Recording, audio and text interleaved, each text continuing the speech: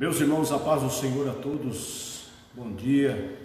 Você que está aí já ligado no AD Cajuru, conectado nessa aula que nós vamos transmitir. Deus abençoe você e obrigado pelo carinho e pela oportunidade de estar conosco.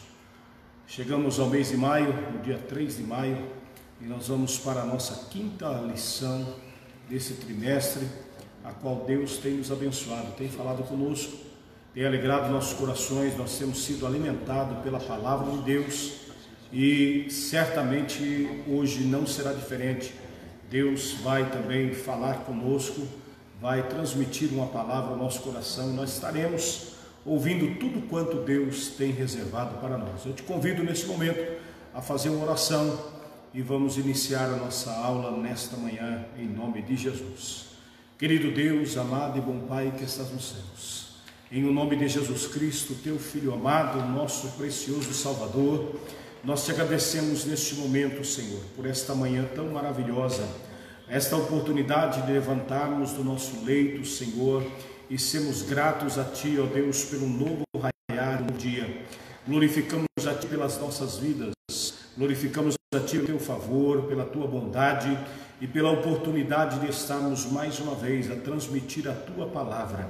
Ó Deus, que nesta manhã, digno de ser glorificado nos lares, naqueles que estão já conectados, Senhor, para, ó Deus, compartilhar esta aula nesta manhã.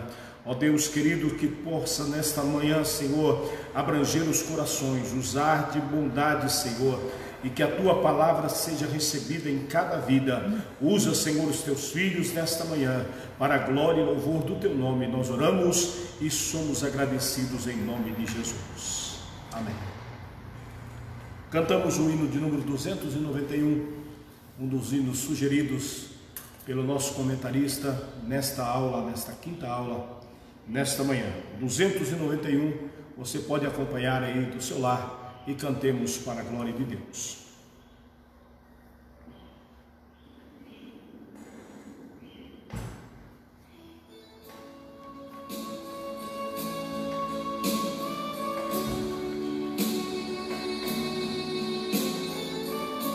A mensagem da cruz. Cantemos. O de cruz se erigiu, dela um dia fugiu, como emblema de vergonha e dor. Mas contempla esta cruz, porque nela Jesus deu a vida por mim, pecador. Sim, eu amo a mensagem da cruz, até morrer eu a vou proclamar. Levarei eu também minha cruz, até por uma coroa trocar. Desde a glória dos céus, o Cordeiro de Deus, ao Calvário humilhante baixou. Esta cruz tem para mim atrativo sem fim, porque nela Jesus me salvou. Sim, eu amo a mensagem da cruz, até morrer eu a vou proclamar. Levarei eu também minha cruz, é por uma coroa trocar. nesta cruz padeceu e por mim já morreu, meu Jesus, para dar-me o perdão. Eu me alegro na cruz, dela vem graça e luz para minha santificação.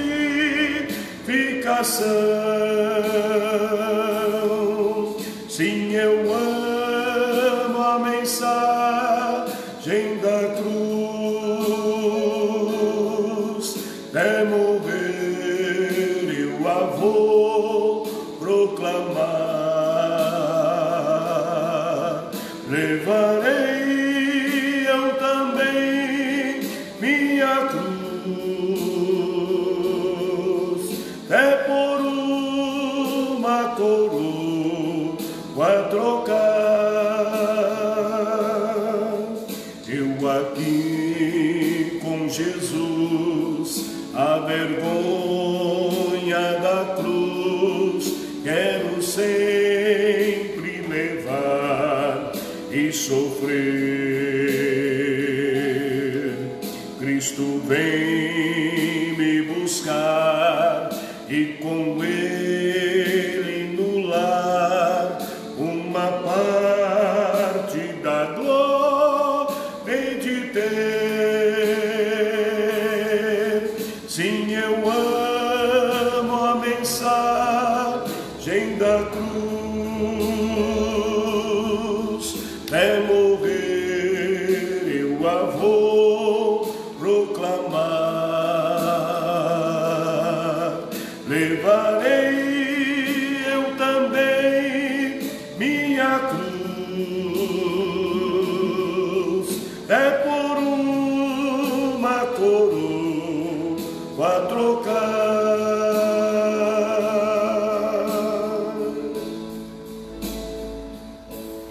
Glória a Deus. Este é o nosso objetivo, levarmos a nossa cruz até um dia nós trocarmos por uma coroa de glória. Lição de número 5, que nos traz por título Libertos do pecado para uma nova vida em Cristo. Libertos do pecado para uma nova vida em Cristo. Nosso textual está inserido em Efésios capítulo 2, versículo 4 e 5, que nos diz assim: mas Deus, que é riquíssimo em misericórdia, pelo seu muito amor com que nos amou, estando nós ainda mortos em ofensas e pecados, ou melhor, em ofensas, nos vivificou juntamente com Cristo. Verdade prática diz: por meio da maravilhosa graça divina, fomos libertos do pecado, perdoados e salvos da condenação, e ainda recebemos o direito da vida eterna. Glória a Deus por isso. Leitura bíblica em classe está inserida em Efésios capítulo 2, versículo 1 ao 10, e queremos ler juntamente com você, para nós atentarmos para a palavra de Deus e o que o Senhor já inicia falando conosco nesta manhã. Versículo 1 do capítulo 2 diz assim: e nos vivificou, estando vós mortos em ofensas e pecados, em que no outro tempo andastes segundo o curso deste mundo, segundo o príncipe das potestades do ar, do espírito que agora opera nos filhos da desobediência, entre os quais todos nós também antes estávamos nos desejos da nossa carne, fazendo a vontade da carne e dos pensamentos, e éramos por naturezas filhos da ira, como os outros também. Mas Deus, que é riquíssimo em misericórdia, pelo seu muito amor com que nos amou, estando nós ainda mortos em ofensas, nos vivificou juntamente com Cristo, pela graça sois salvos, e nos ressuscitou juntamente com Ele, e nos fez assentar nos lugares celestiais em Cristo Jesus, para mostrar nos séculos vindouros as abundantes riquezas da sua graça, pela sua benignidade para conosco em Cristo Jesus. Porque pela graça sois salvos, não por meio da fé. E isso não vem de vós, é dom de Deus. Não vem das obras para que ninguém se glorie, porque somos feitura sua, criados em Cristo Jesus, para as boas obras, as quais Deus preparou para que andássemos nela. E glória a Deus por esta leitura nesta manhã. Nós vamos orar e pedir a Deus que venha continuar falando conosco pela exposição da sua palavra. E hoje já quero fazer menção que está entre nós, pastor Adalberto, também nosso amigo, companheiro do ministério, está representando o ministério ali no bairro Jardim Amália. Isso, muito obrigado. Jardim Amália está representando o ministério ali e estará sendo professor nesta manhã para todos nós. Atente o seu coração, volte, você que não está conectado, se conecte e vamos adorar ao Senhor nesta manhã. Convido aqui o evangelista Levi para fazer esta oração conosco e logo após, pastor Adalberto, na liberdade de transmitirmos a aula nesta manhã.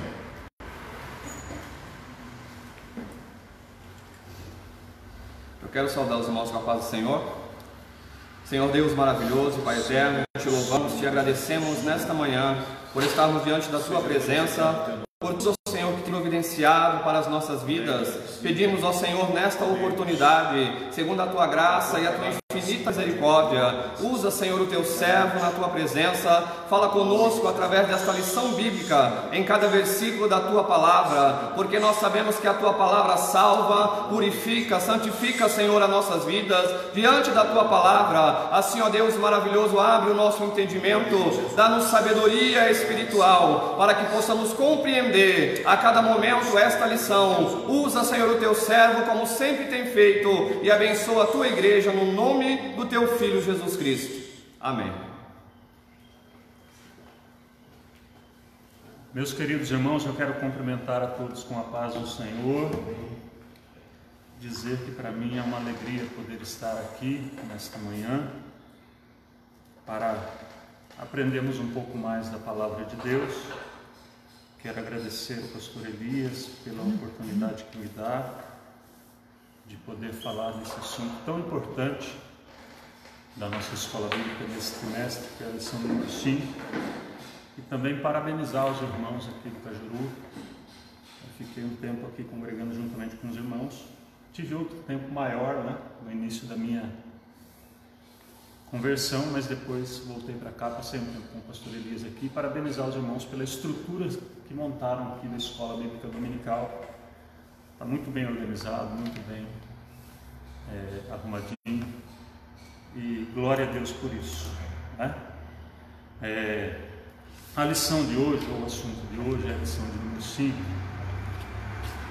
libertos do pecado para uma vida nova em Cristo. Nós devemos fazer algumas considerações a respeito da epístola que Paulo escreve aos Efésios. Sempre quando eu vou ministrar, falar alguma coisa a respeito da epístola aos Efésios que Paulo escreveu, eu digo que esse é o maior tratado que Deus deu no que diz respeito à revelação divina para Paulo, para o missionário Paulo. Enquanto Romanos é o maior tratado teológico, Efésios é uma revelação máxima da expressão vocal de Deus através da vida de Paulo. O primeiro capítulo que a gente já estudou, algumas lições anteriores, que falou sobre eleição, predestinação, etc., a gente já vê a profundidade do assunto que contém, do teor do assunto que contém nessa epístola. E sempre eu digo que parece que Paulo estava na presença de Deus e Deus puxou uma cadeira e disse assim: Paulo, senta aí porque nós vamos conversar um pouco. Realmente é algo muito profundo aquilo que Paulo traz aqui. E agora aqui nós vemos,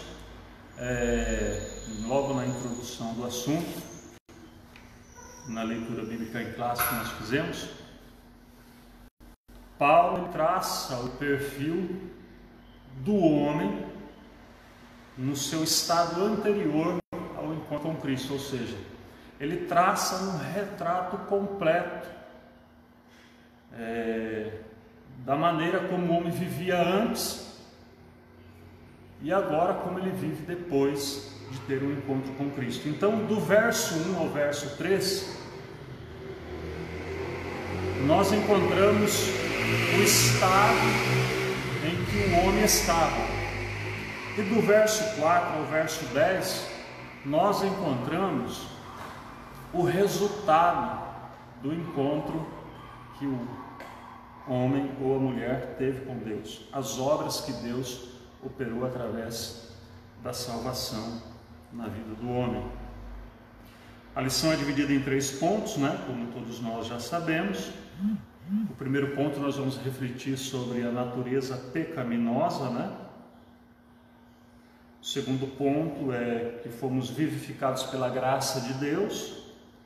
E o terceiro ponto, que a nossa salvação vem de Deus e não das obras. Vem de Deus e não das obras. O homem é justificado através da fé e não das obras. Vamos lá então para a introdução, onde diz assim: a presente sessão da Epístola aos Efésios apresenta relevantes aspectos doutrinários da salvação. Nela, o apóstolo descreve a libertação dos pecados como um favor imerecido, dado por Deus aos salvos, a fim de que neles desfrutassem uma nova vida em Cristo. Então, o tema central, ou ponto principal da lição, é que nós somos salvos pela graça, e nós vamos ver isso aqui no terceiro tópico, não é? Quando aparece a expressão do verbo grego, né? Charis, que significa favor imerecido. Todos nós merecíamos o juízo de Deus, mas Deus, mediante a sua graça, o seu amor, a sua misericórdia, olhou para nós e nos amou no estado deplorável que nós estávamos e nos alcançou através da sua graça infinita. Esse é o tema central da nossa lição. O primeiro ponto, então, que nós vamos abordar é a natureza pecaminosa. É interessante frisar isso aqui nessa manhã, que nós, como bons assembleanos como somos, né, defendemos a doutrina da tricotomia, que a tricotomia, nós defendemos a ideia que está relacionada ao texto de 1 Tessalonicenses, capítulo 5, versículo 23, quando Paulo diz ali que o mesmo Deus de paz vos santifique em tudo, em vosso espírito, alma e corpo, não é? Então observe que essa ordem, ela está de dentro para fora, espírito, alma e corpo.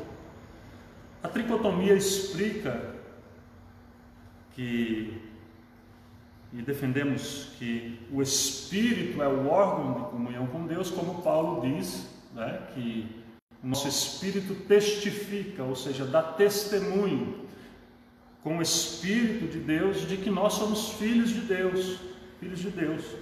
Então essa transformação, ela começa de dentro para fora. É no espírito, que é o órgão de comunhão com Deus, a alma, que é a sede dos sentimentos e das emoções, aonde nascem os desejos, e o externo, que é o visível, que é a nossa carne, ou o nosso corpo exterior, né?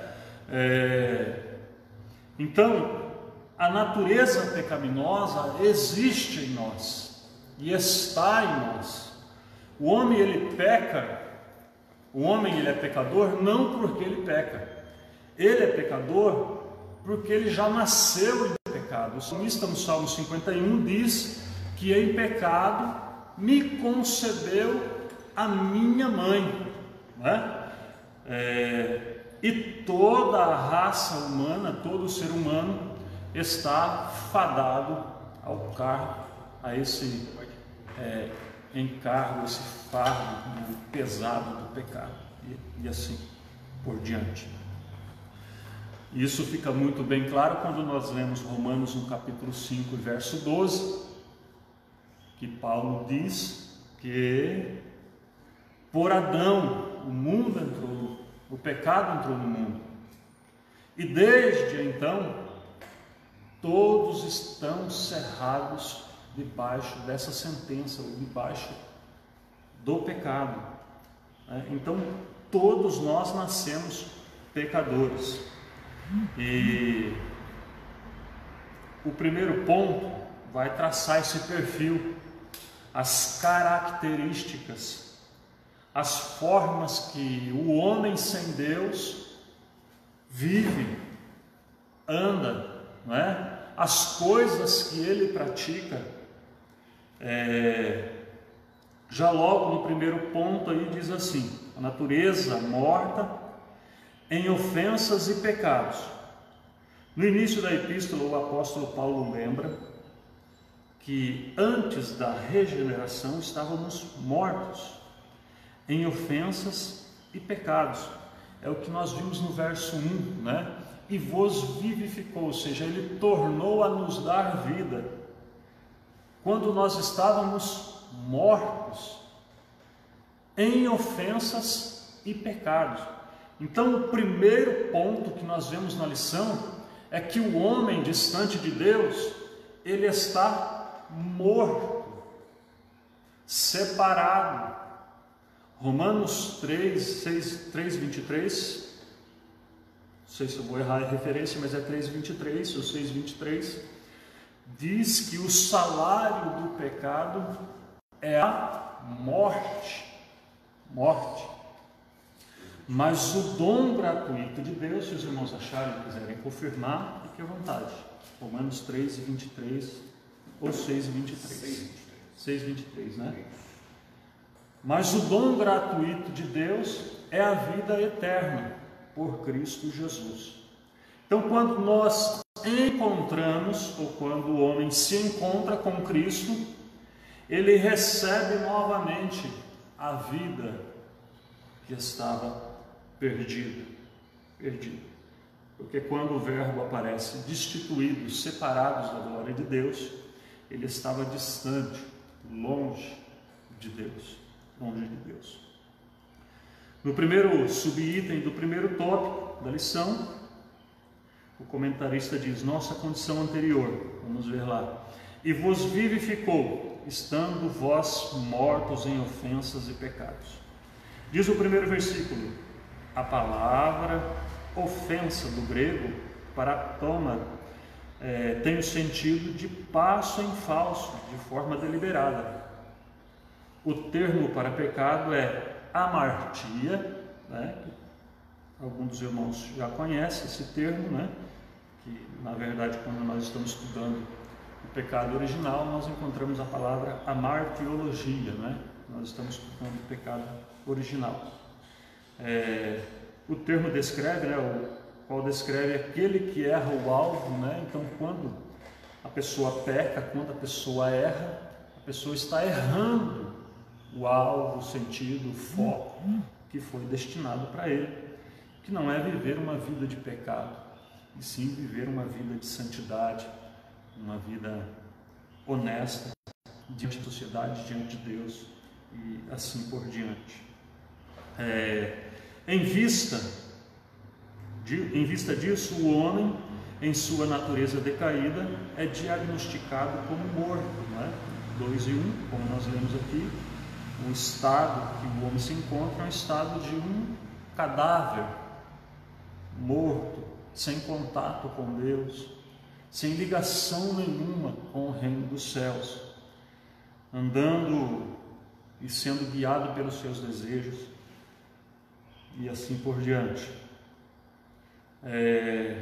Então esse é o estado deplorável em que o homem se encontra diante de Deus, ou seja, uma declaração real da condição da pessoa sem Deus, Que conceito de morte, o conceito é de morte moral e espiritual provocada pelo pecado, que inevitavelmente separa o homem de Deus, Por isso que a Bíblia diz que todos pecaram, e destituídos estão da glória de Deus. Se nós voltarmos lá no início e vermos lá no Gênesis, quando Deus cria o jardim e coloca Adão e Eva e dá uma ordem a eles, dizendo que de toda a árvore que estava no jardim servia para alimento, mas da árvore que estava plantada no meio do jardim, a árvore da ciência, do conhecimento do bem e do mal, a ordem que Deus dá, ou a advertência é essa: dela vocês não vão comer, porque no dia em que vocês comerem, certamente morrereis. E foi justamente isso que aconteceu. O diabo, com a sua astúcia, investiu para cima da mulher, Eva, e enganou-a, dizendo: foi isso que Deus disse, que no dia em que vocês comerem desse fruto vocês vão morrer? Isso é mentira, isso é mentira. Vocês não vão morrer, vocês vão ser igual a Deus. E isso aguçou, despertou o interesse da nossa primeira mãe, que provou do fruto do alimento.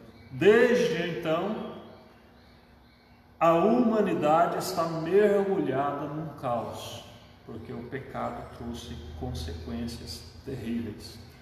Paulo, escrevendo aos Romanos, no capítulo 8, ele diz que até a natureza geme, aguardando a restauração dos filhos de Deus.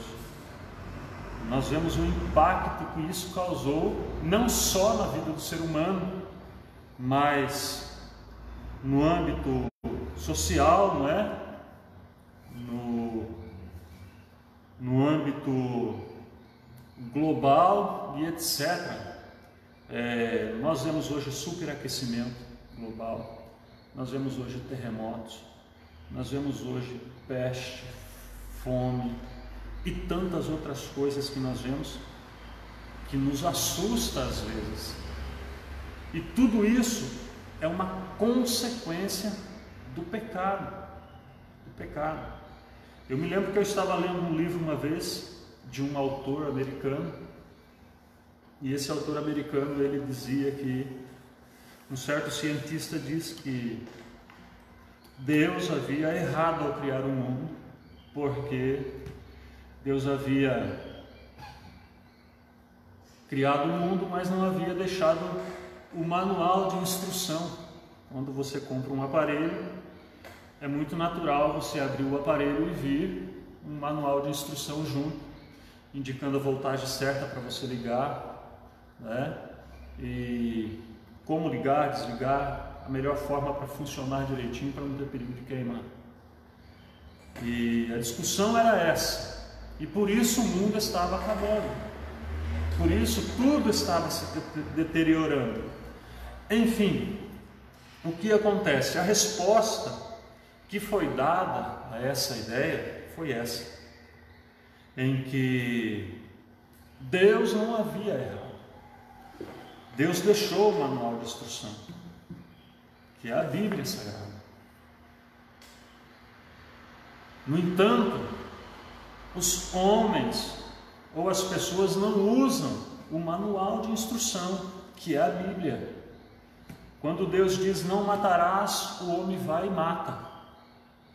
A Bíblia diz não cobiçarás, o homem vai e cobiça. Por que é isso? Por causa da natureza pecaminosa que está em nós, que habita em nós. E nós mesmo como cristãos, agora após o encontro que nós tivemos com Cristo, devemos ter muito cuidado, para que essa natureza não aflore de novo, não brote de novo dentro de nós, e nós cometemos coisas que acabam desagradando a Deus. Viemos cometer coisas que acabam desagradando a Deus. Por quê? Porque o pecado sempre está à porta, batendo, ou seja, procurando ocasião para que nós venhamos cair da presença de Deus. Então esse é um dos primeiros tópicos aqui. O segundo subtópico diz assim: nossas ofensas e pecados.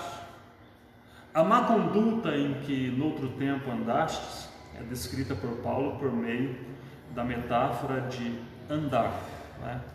Refere-se às atitudes erradas na vida passada do salvo, antes da regeneração.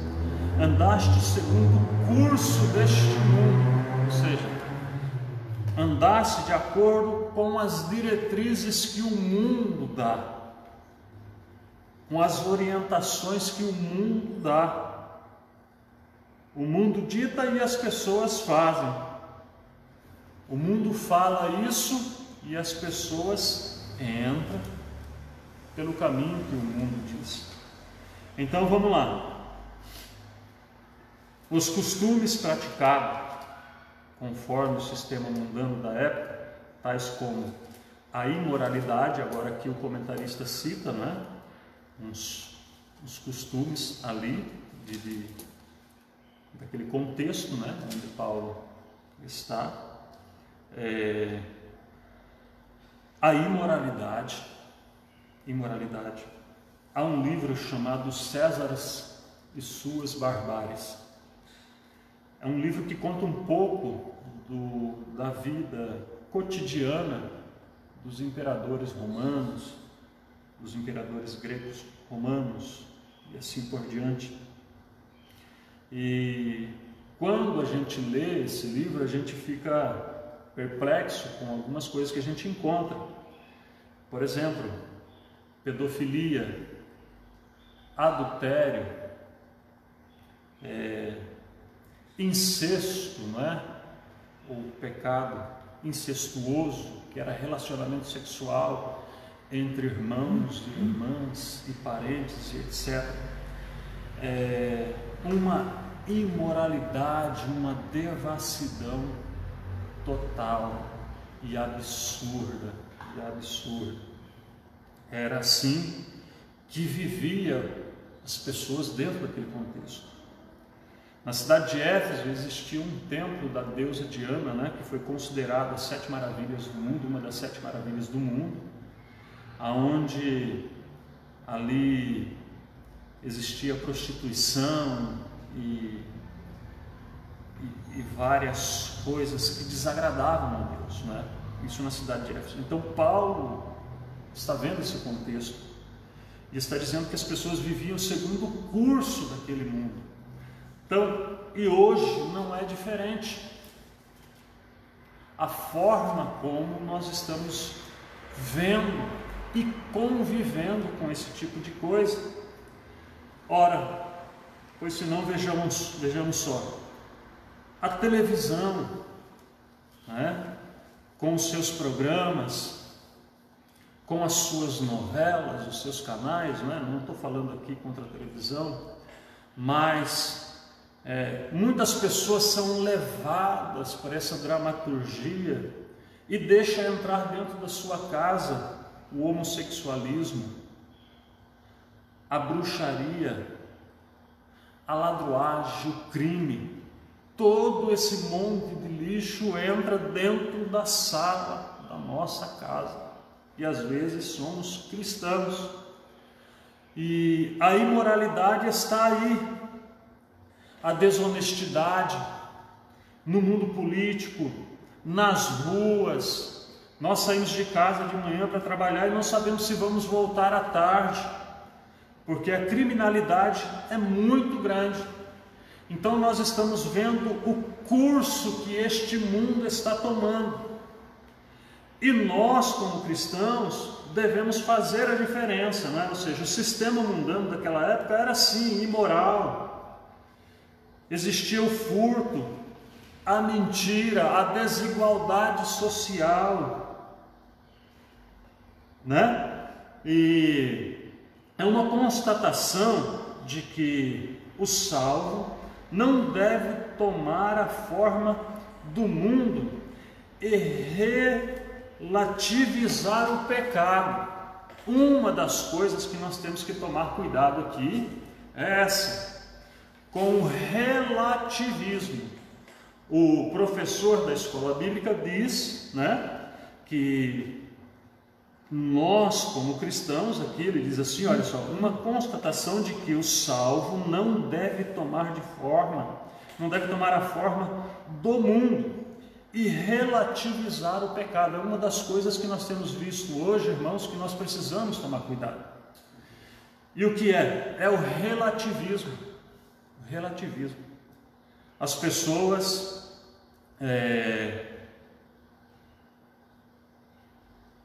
ou os crentes de hoje, não é? Que são um pouco mais modernos do que os do passado, isso é uma grande realidade, e nós tem meio que o hábito de relativizar as coisas, né? O que é isso, pastor? Por exemplo, nós estamos vendo hoje que existe uma defesa deliberada com respeito ao homossexualismo,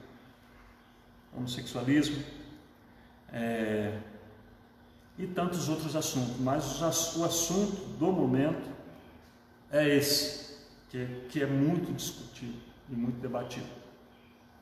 E muitos cristãos já estão entrando por este caminho e achando que isso é relativo ao tempo, ou seja, que realmente não tem nenhum problema e que está tudo normal. E eu já vi em alguns grupos de debate que eu participo, até de pessoas defender, ou seja, querer defender à luz da Bíblia um assunto tão sério e tão complexo como esse, que é a questão do homossexualismo. Estou pegando esse ponto porque é o ponto que está mais relevante agora, mas isso é o que? Isso é fruto do relativismo, ou seja, isso é relativo, né? É relativo, ou seja, isso vai da opinião de cada um. É isso que muitos cristãos estão discutindo. Irmãos, o que a Bíblia dizia que era pecado no passado, continua sendo pecado no presente e vai continuar sendo pecado no futuro, porque o escritor aos Hebreus diz que Jesus Cristo é o mesmo ontem, Ele é hoje e Ele será eternamente. Então Jesus é no passado, é agora e é depois. É isso que o escritor está querendo dizer.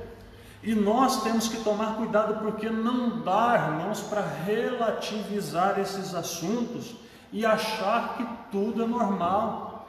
Não podemos seguir o curso deste mundo. Aquilo que o mundo prega, aquilo que o mundo ensina, não serve para nós como cristãos. João diz na sua epístola que a amizade com o mundo constitui inimizade com Deus. Não dá para associar as duas coisas. Aquele que quer ser amigo do mundo será inimigo de Deus. É isso que a Bíblia diz. É isso que o texto diz. Não dá para relativizar essas coisas. E nós, como bons crentes e bons servos de Deus, devemos combater isso à luz da Bíblia Sagrada. Ah, mas disseram, mas não é a verdade. O que é a verdade? A verdade é a palavra de Deus, e nós temos que usar a palavra de Deus para refutar essas ideias que surgem. Glória a Deus. Nós temos aqui uma pergunta, vamos dar uma pausa aqui só para nós vermos. Né?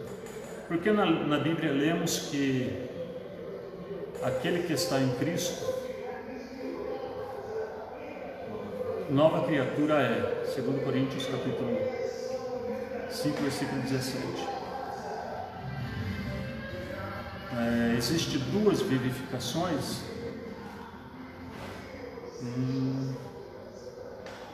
É um resumo, isso aqui é o resumo que ele fez, né? Existem duas vivificações, é a pergunta dele. Tá. Existem duas vivificações. Pergunta do diácono Paulo, né? Na realidade, a Bíblia diz, né, que aquele que está em Cristo, nova criatura é justamente o resultado do encontro que ele teve com Cristo, diácono Paulo, né? Não que existe duas vivificações, mas ele estava no estado e passou a viver em outro estado agora, após esse encontro que ele teve com o Senhor Jesus, né? Vive em novidade de vida, mudou o curso, porque na verdade o assunto que nós estamos tratando aqui hoje está muito relacionado à soteriologia, né? Ou seja, é a doutrina da salvação, o estado em que vivíamos e o estado em que vivemos agora, como estamos vivendo. Exatamente, passou a viver com Cristo, passou a viver com Cristo, isso mesmo.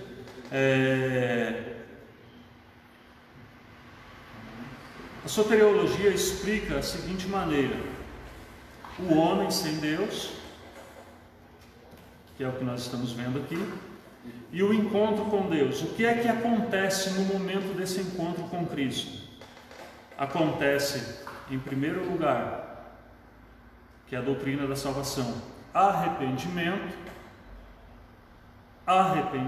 não é?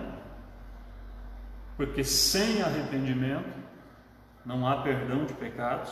Isso é arrependimento mesmo, e não peso de consciência, porque uma consciência pesada não é a mesma coisa que arrependimento. Então, através do arrependimento vem o perdão dos pecados, a regeneração, a pessoa é regenerada, e a conversão. O que é a conversão? A conversão, nós estamos andando numa via e chega lá na frente, você precisa voltar, e existe a possibilidade de você virar, né, numa rotatória, fazer uma conversão e pegar outro caminho. Isso é a obra de salvação que Deus opera, o que Deus trabalha nas nossas vidas. No segundo subitem aí, diz assim, né? Andaste segundo o príncipe da potestade do ar. O que é esse príncipe da potestade do ar? Efésios capítulo 6, versículo 12, Paulo diz que a nossa luta não é contra a carne nem contra o sangue, mas contra principados e potestades, né? Que habitam nas regiões celestiais, nos lugares celestiais, etc. Então,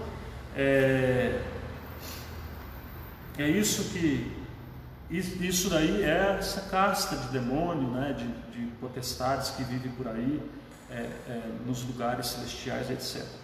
Então diz que a pessoa andava segundo o príncipe da potestade, segundo o inimigo das nossas almas, o diabo, né, o prevaricador, uma alusão a Satanás, que exerce autoridade sobre os poderes do mal.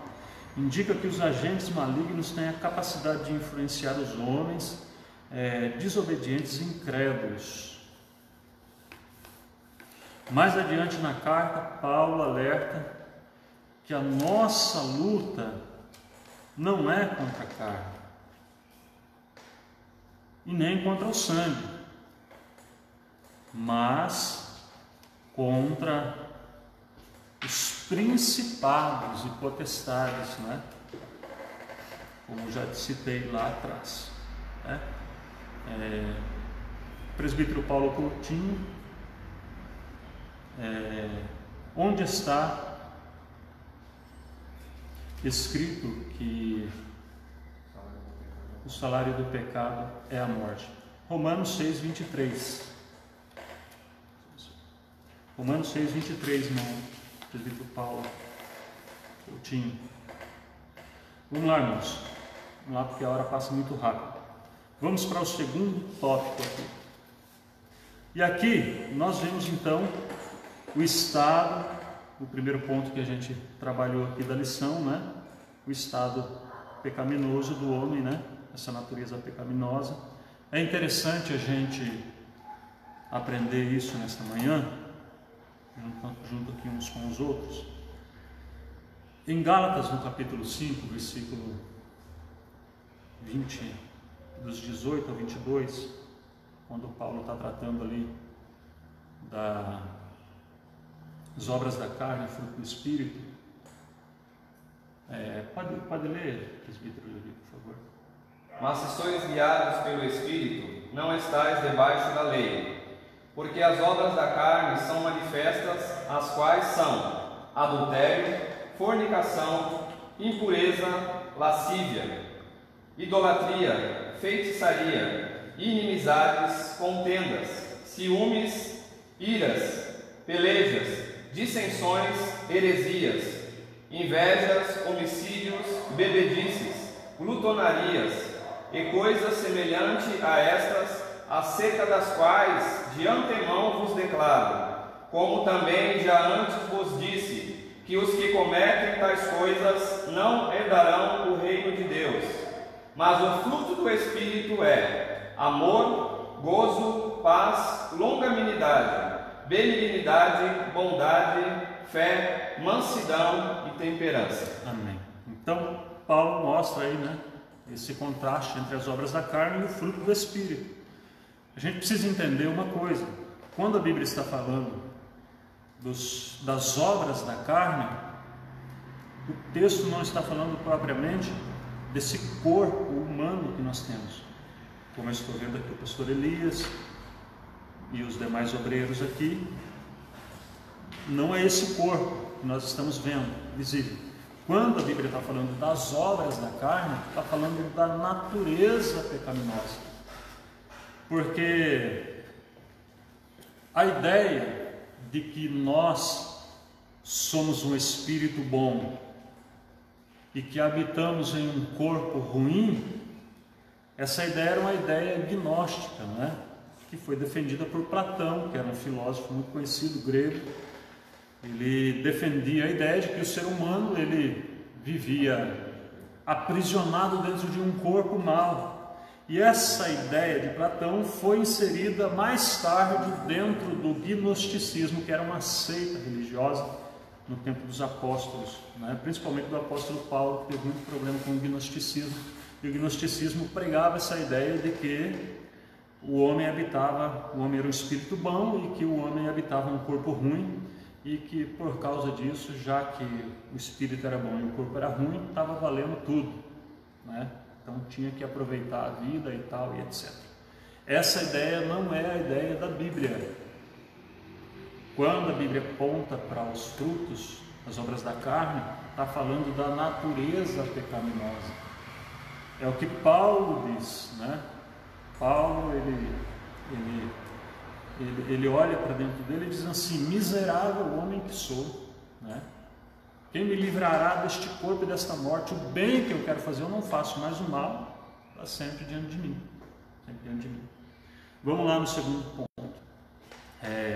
Vivificados pela graça. Por ato de bondade e misericórdia, estando nós ainda mortos em pecado, Deus imensamente nos amou e por isso nos vivificou por meio da sua graça. Meio da sua graça. Alcançados pela misericórdia e pelo amor divino.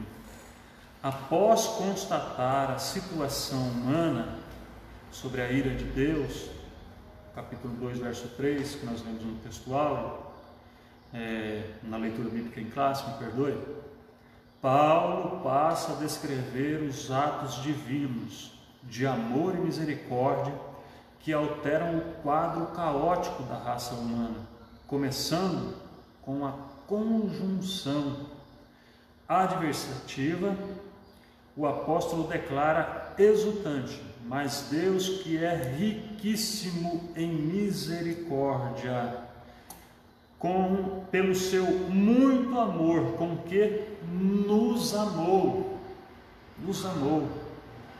Então, o agente condicional que impulsionou Deus ao nosso encontro é o seu amor e a sua misericórdia. Em ver a humanidade caída e mergulhada no pecado, no charco de lodo, sujo, contaminado, Deus, através do ato de amor e misericórdia, então envia o seu Filho Jesus Cristo, onde é manifestada a sua graça, a graça salvadora.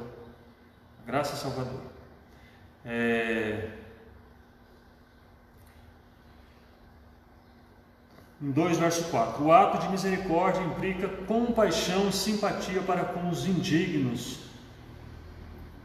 Romanos 11, verso 30, verso 32, a carta aos Efésios ensina que, ao prover à humanidade um meio de escape da merecida ira, Deus não se mostra apenas misericordioso, mas abundante em misericórdia, ou seja, superabundou a misericórdia de Deus, a graça de Deus. Essa riquíssima misericórdia procede de seu muito amor com que nos amou. A Bíblia enfatiza que foi a magnitude desse amor que motivou a nossa salvação. É um dos atributos pessoais de Deus, Os atributos pessoais de Deus, o amor, atributo natural de Deus. Atributo natural de Deus. Deus, ele é amor. A essência de Deus é amor. Então nós merecíamos o juízo, merecíamos ser condenados, mas Deus, por sua infinita graça, nos alcançou e nos deu o privilégio, nos concedeu a liberdade. Olha, irmãos, isso é muito sério, Isso é muito sério e é muito gratificante, porque Deus, além de nos salvar, Ele nos concedeu a oportunidade de sermos participantes do seu reino e podermos trabalhar na sua obra, fazer a sua obra. Isso é muito gratificante para as nossas almas. Vivificados por sua graça, descrevendo as dádivas divinas, as dádivas divinamente concedidas aos salvos, o apóstolo enfatiza que o amor de Deus nos alcançou estando nós ainda mortos em ofensas. Romanos capítulo 5, versículo 8, o presbítero Levi vai ler para nós, por gentileza, ou o pastor Elias, qualquer um dos dois, fique à vontade. 5 e 8. Mas Deus prova o seu amor para conosco em que Cristo morreu por nós, sendo nós ainda pecadores. Deus prova o seu amor para conosco. Obrigado, pastor. Sendo nós ainda pecadores. É o que Paulo está dizendo. Que Cristo morreu a seu tempo e morreu não pelo justo. Porque pelo justo, a Bíblia diz, talvez alguém queira morrer. Mas pelo injusto, de maneira nenhuma. Então aqui nós vemos a expressão, a manifestação máxima do amor de Deus, em que Cristo morreu por nós, sendo nós ainda pecadores. Aí o versículo 9, pastor Elias está aberto aí, se puder ler, por favor. Logo mais, agora, sendo justificados pelo seu sangue, seremos por ele salvos da ira. Meu Deus, olha aí, Paulo diz, logo muito mais agora, sendo justificados pelo seu sangue, seremos salvos da sua ira. Então Cristo morreu por nós quando nós ainda éramos pecadores, desobedientes. Não estávamos nem preocupados com o reino de Deus e com a presença de Deus, e Deus estava no esquecimento para nós. Mas Deus manifesta a sua graça, o seu amor, e Cristo morre por nós, estando nós neste estado. Aí Paulo diz assim: muito mais agora, depois de justificados, nós vamos ser salvos da sua ira. É isso que Paulo está dizendo. Exaltados por sua graça. O apóstolo dos gentios ainda destaca que o poder de Deus nos ressuscitou juntamente com ele e nos fez assentar nos lugares celestiais em Cristo. Nós observamos aqui, irmãos, a profundidade, o que esse amor fez por nós. Em primeiro lugar, éramos merecedores do juízo divino. Estávamos longe de Deus, vivendo e praticando os nossos deleites da maneira como nós queríamos, despreocupados. Vivíamos uma vida desgarrada da presença de Deus. E essa vida, irmãos, resultou muitas vezes em algumas pessoas, e a gente vê em muitos testemunhos de pessoas que às vezes até caíam na sarjeta, bêbado, drogado, vivia uma vida miserável, acabada, destruída. Então, de lá, desse estado de calamidade, de lá, do meio do lixo, Paulo diz que ele nos tirou de lá e nos fez assentarmos nos lugares celestiais em Cristo Jesus. Nós ocupamos hoje uma posição privilegiada,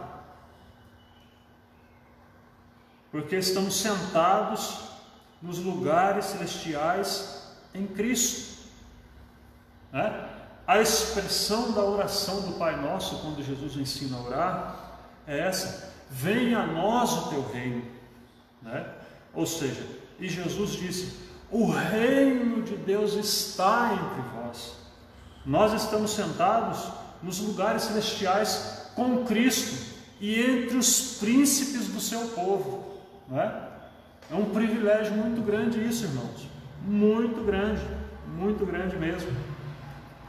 Então diz assim, observe que a palavra juntamente indica que Deus concede ao homem os mesmos benefícios alcançados por Cristo, a ressurreição, a vida eterna, o galardão nos céus.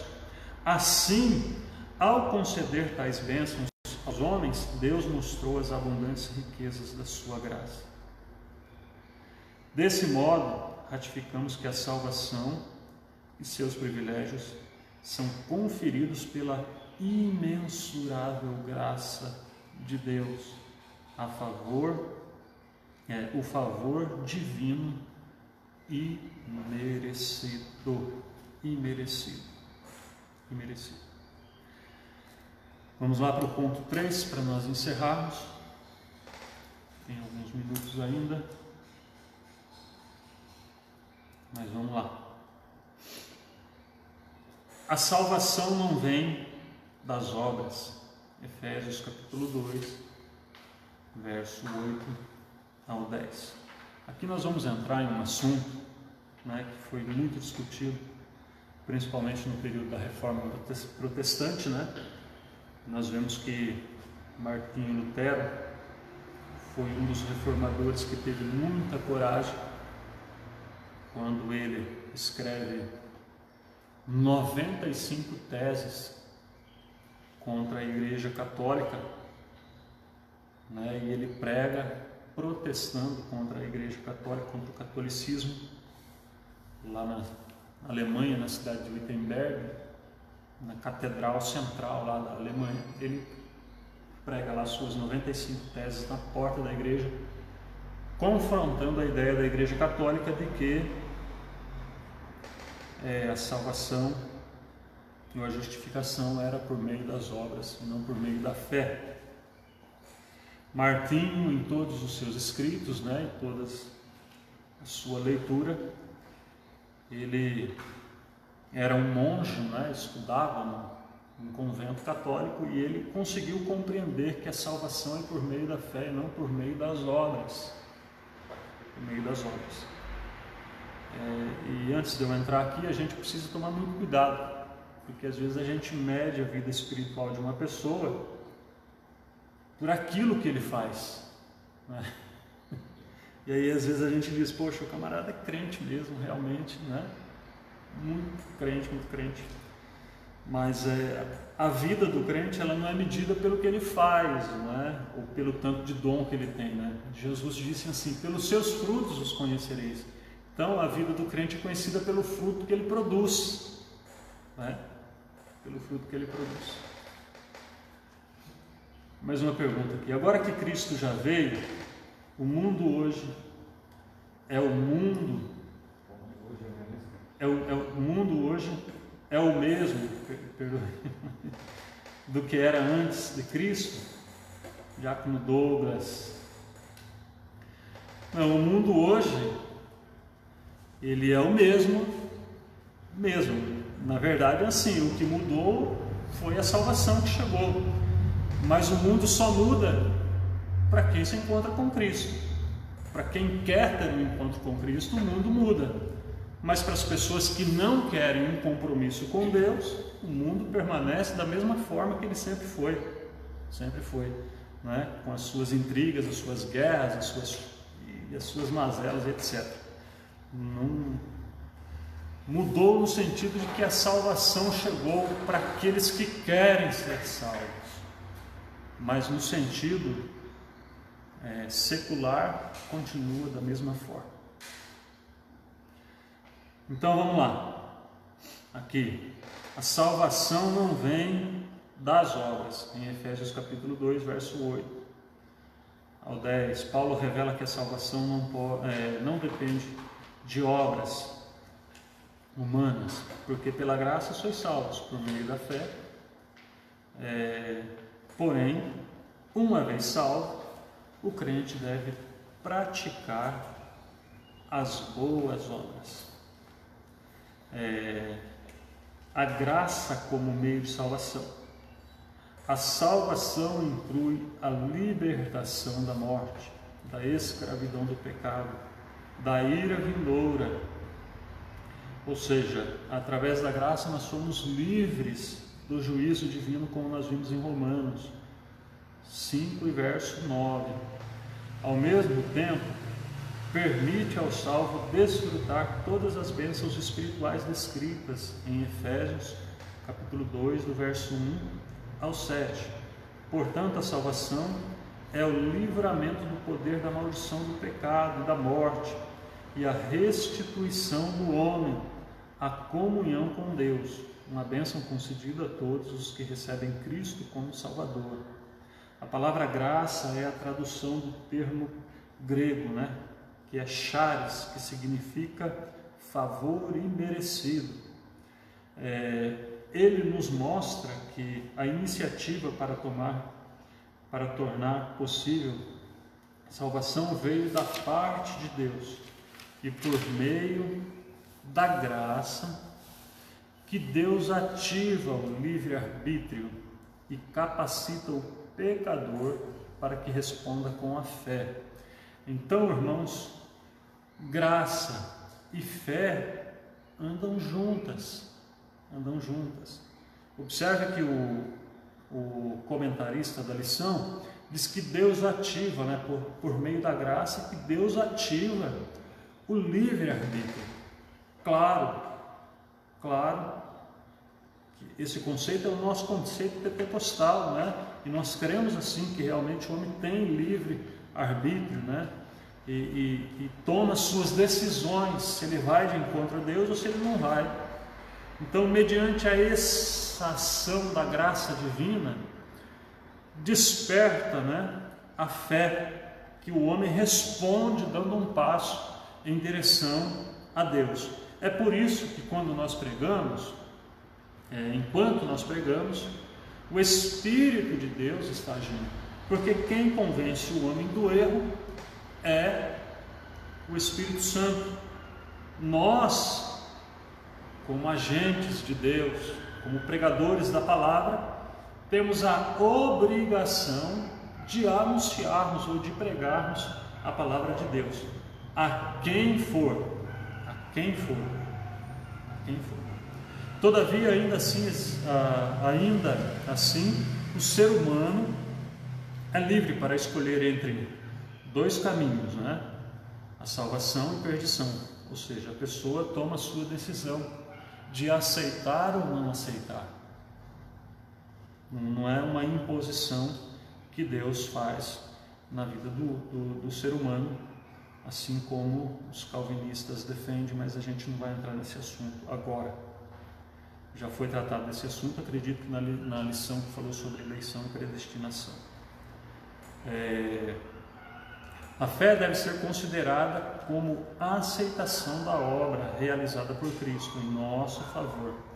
Ela é a resposta à graça em nosso favor, né? A resposta à graça de Deus, através da qual recebemos a salvação. Obras como evidência, o segundo subitem do item 3, do terceiro ponto, nós já estamos terminando. Obras como evidência da salvação. Aqui Paulo usa duas negações para endossar a origem da salvação. A primeira expressão, isso não vem de vós, ou seja, a salvação não vem de nós mesmos, não é uma ação nossa, é uma ação que vem de Deus, ou seja, a salvação é pela graça e ela provém de Deus. Salvação não é mérito humano, nós não somos salvos pelas obras, isso é obra de Deus. As boas obras independem da fé, irmão Danilo Freitas, muito bem, é isso mesmo. É uma pergunta? Desculpa, então deixa eu ver aqui. Confundi. As boas obras independem da fé, irmão Danilo Freitas. Tá, irmão Danilo, não tinha entendido. Mas eu vou responder já essa pergunta sua, que eu vou entrar aqui nela agora.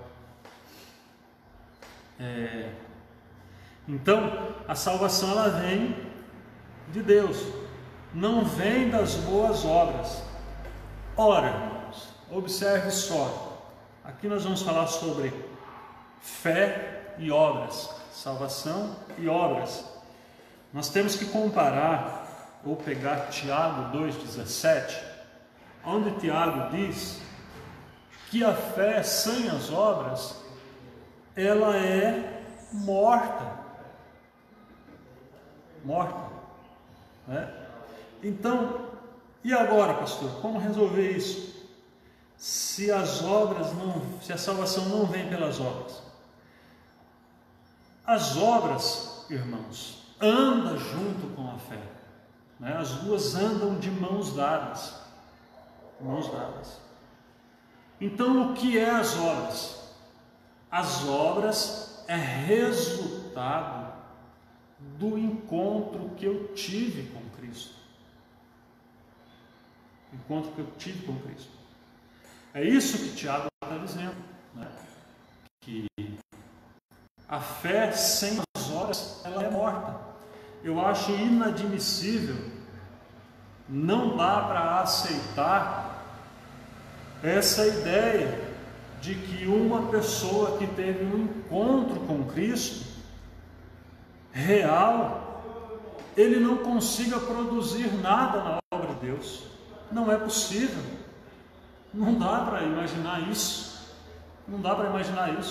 A pessoa, irmãos, eu falo aqui com os obreiros aqui, o pastor Elias, o presbítero Levi, é automático, a partir do momento que nós nos encontramos com Jesus e que nós sentimos a obra redentora, salvadora de Cristo na nossa vida, nós queremos fazer alguma coisa, irmãos, na mesma hora, de imediato, né? Então, as obras que nós produzimos dentro do reino de Deus é o resultado da salvação que nos alcançou um dia. Então, respondendo a pergunta do nosso irmão Danilo, né? As obras não independem da fé. Obra e fé andam junto. As duas estão de mãos dadas. Então, eu não sou salvo por causa das obras. Eu realizo as obras porque um dia eu fui salvo. É diferente. Eu tive um encontro com Cristo. Isso mudou a minha vida, né? Mudou a minha vida de maneira extraordinária. E eu não posso me conformar, eu não me conformo, e ninguém se conforma quando tem esse encontro com Cristo, em ficar parado. Amém? Vamos lá continuar. Não vem das obras, né? O escritor diz aqui, que indica que não se trata de recompensa de algum ato humano. Essas afirmações excluem a possibilidade de alguém ser salvo por esforço pessoal, né? Porque se a gente concordar com essa ideia, então, de que a salvação é pelas obras, então isso é mérito meu, é mérito seu, e o sacrifício de Cristo na cruz do Calvário não teve valor algum, e isso não é uma verdade. Como a salvação é uma realização divina, agora somos feitura sua, criados em Cristo para as boas obras. Efésios 2:10. Uma transformação ocorreu. Agora em Cristo somos uma nova criatura e as coisas velhas já se passaram.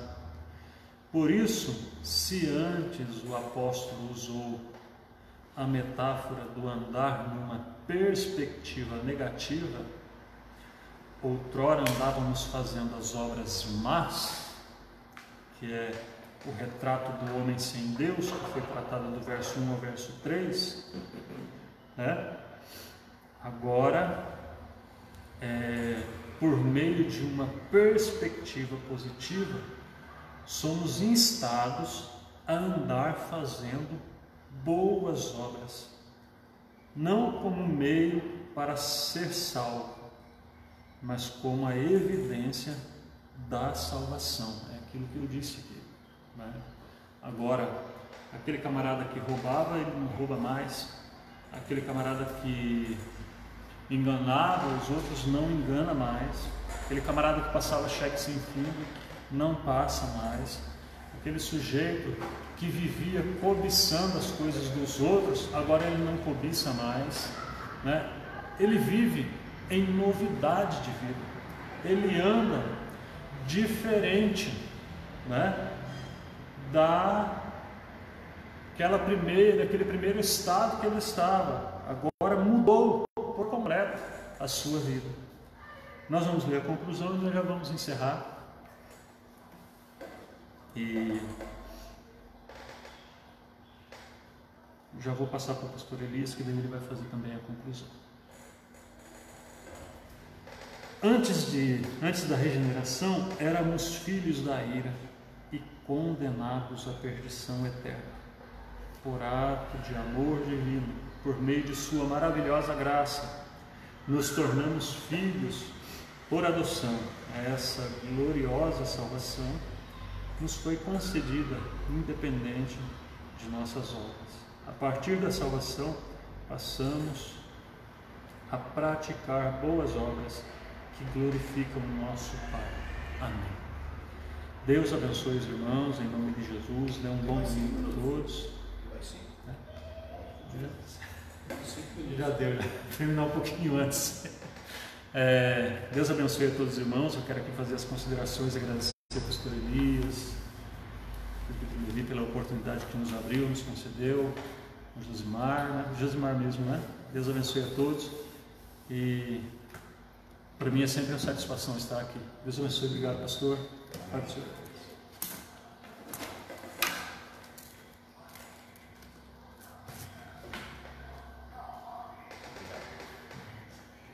Glória a Deus.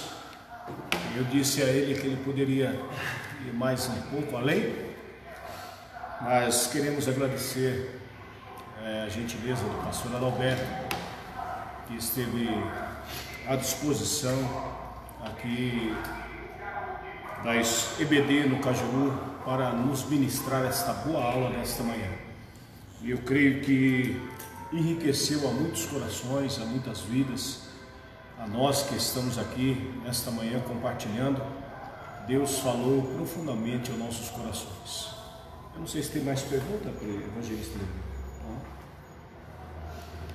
mas deixamos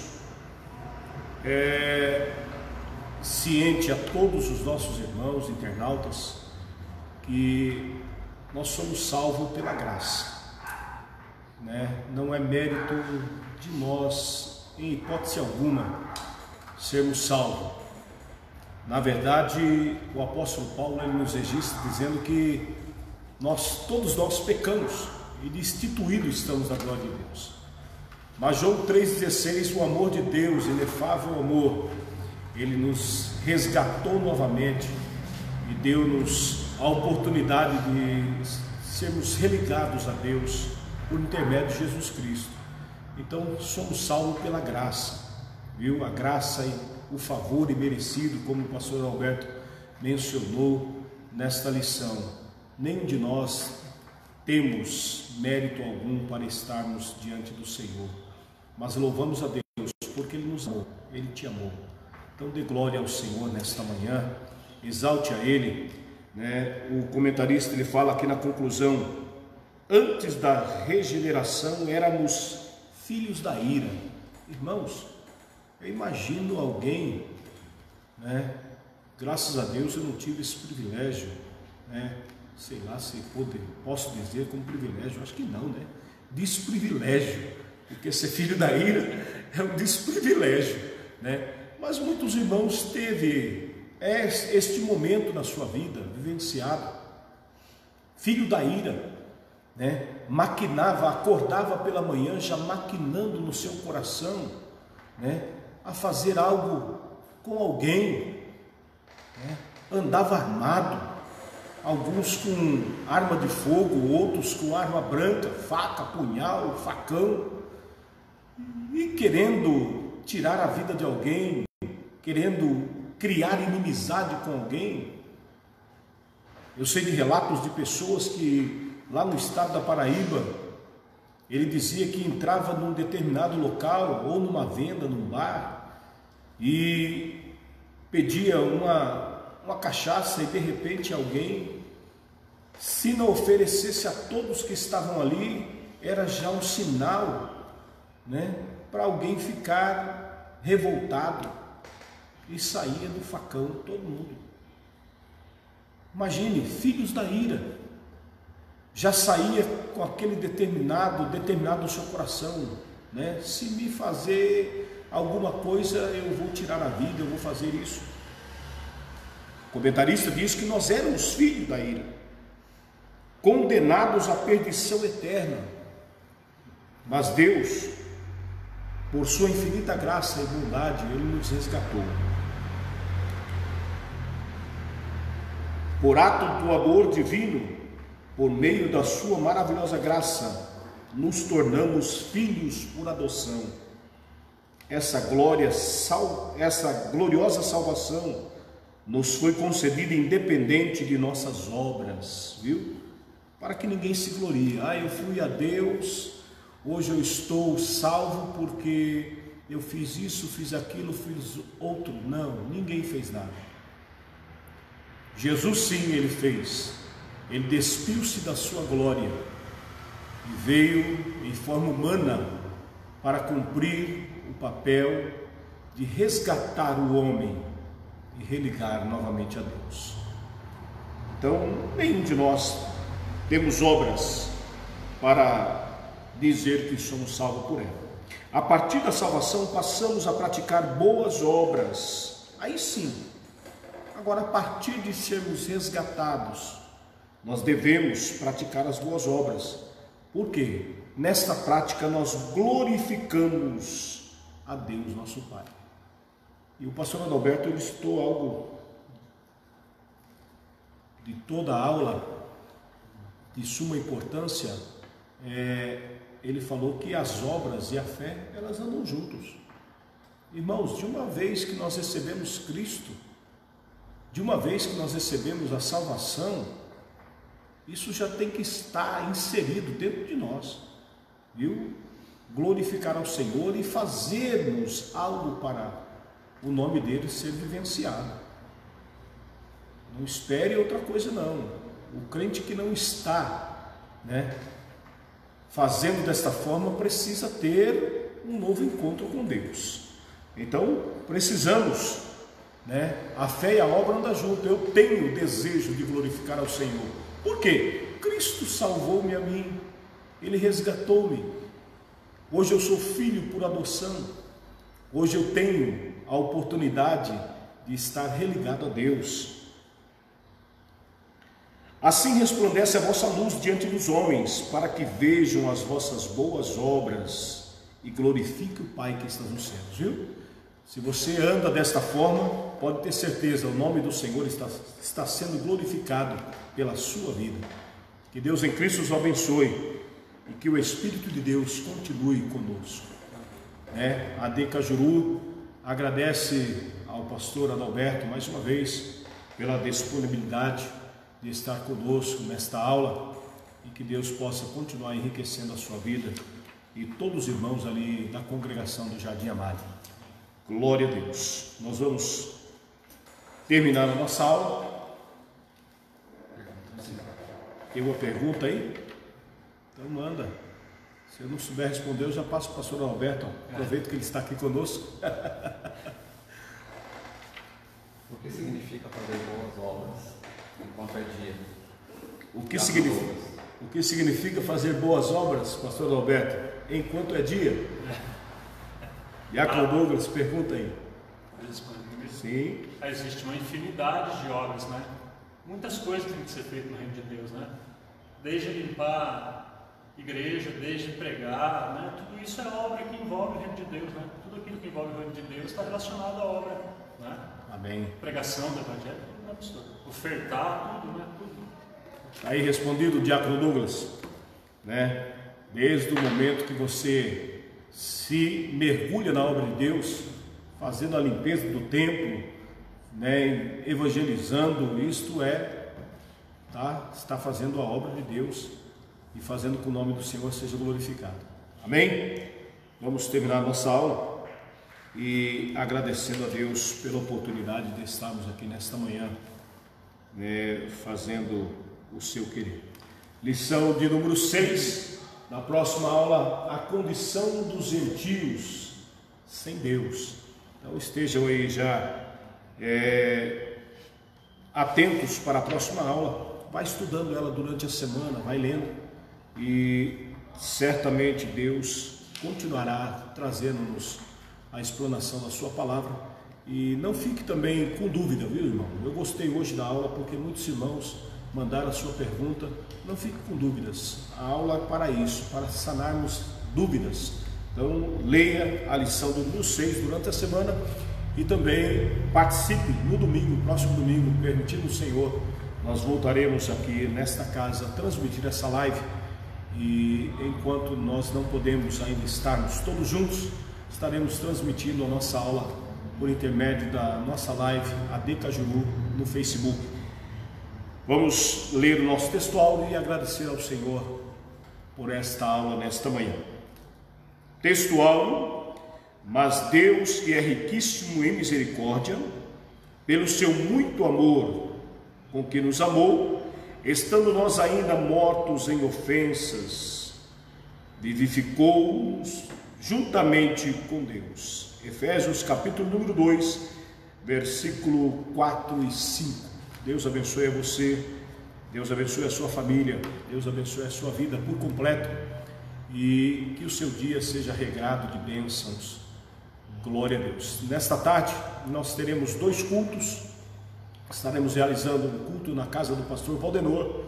Esse culto estará sendo realizado das 18 horas às 19. e também lá no Newton Torres, na casa da irmã Paula, Ana Paula e do irmão Lucas. Esses cultos nós temos nesta tarde. E se você deseja, você membro aqui do Cajuru, deseja cultos na sua residência, acione lá o nosso privado e nós estaremos realizando esse culto na sua casa e o nome do Senhor continuará sendo glorificado. Amém? Vamos orar nesse momento. Convido aqui o cooperador Jô, que está conosco. Ele vai fazer esta oração agradecendo a Deus pela bênção da nossa escola e abençoando a vida de todos vocês que estão aí nos seus lares. Deus abençoe mais uma vez e um dia abençoado em nome de Jesus. Cumprimento os irmãos que estão em casa, Pai do Senhor. Oremos. Senhor, meu Deus, meu Pai, agradecemos, Senhor, por mais esta oportunidade. Estamos na casa do Senhor aprendendo um pouco mais, Senhor. Ô Senhor, abençoa, Senhor, cada vida, Senhor, que estava, Senhor, assistindo na Tua casa esta live, essa aula, Senhor, maravilhosa, Pai. Abençoa o pastor Elias, o pastor Adelberto e o evangelista Levi, Pai. Guarda-nos debaixo das Tuas mãos santa e poderosa, Pai. Venha, Senhor, continuar nos abençoando, Pai. Venha abençoar, Senhor, as nossas vidas, Senhor, a Tua igreja, Pai. Que essa pandemia, Senhor, venha passar para a gente poder estarmos juntos, Senhor, na casa do Senhor, adorando e glorificando o Teu nome, Pai. Ó, Senhor, eu te peço, Senhor, meu Deus, meu Pai, por tudo, Senhor, que o Senhor venha dar uma tarde abençoada para nós, Senhor, debaixo das Tuas potentes e poderosas mãos, Pai. Leve nós para nossos lares em paz e venha nos guardar debaixo das Tuas potentes e poderosas mãos. Abençoa quem está em casa, abençoa os que estão assistindo e abençoa também os que não assistiram, Pai. Eu não sei o motivo, mas o Senhor sabe de todas as coisas e nos guarda, Senhor, e desde agora e para sempre eu te peço, Pai. Amém. Passa para o pastor. Estenda a sua mão, que a graça de nosso Senhor e Salvador Jesus Cristo, o grande e sublime amor de Deus, a eterna e doce consolações do Espírito Santo esteja na vida de cada um dos seus filhos e nela permaneça desde agora e para todo sempre. E nós dizemos amém. Deus abençoe a você em nome de Jesus.